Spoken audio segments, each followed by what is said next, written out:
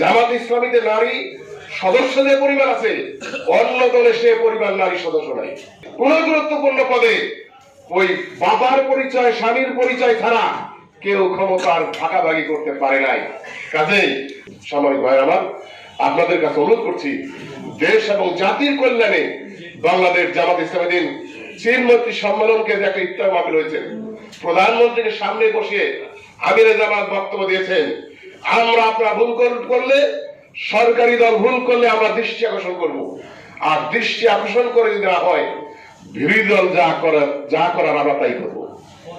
আমরা আপনাদের কাছে অনুরোধ করতে চাই, সম্মানিত সুধীমণ্ডলীর কাছে অনুরোধ করতে চাই, আসুন সম্মানিত সাংবাদিক ভাইরাও আছেন, আপনাদের লিখনিতে সত্য উঠে আসবে, কারো পক্ষ অবলম্বন হবে না, এবং কে মৌলবাদী, কে কোনপন্থী সেটা দেখার দায়িত্ব আমাদের নয়। আমার দায়িত্ব হচ্ছে এই দেশটাকে ভালো করার দায়িত্ব। সত্য, গণতন্ত্র, মানবিকতা এটা চিন্তা করে আমরা ইনশাআল্লাহ দেশের জন্য আমরা লিখবো। সম্মানিত সুধীমণ্ডলী।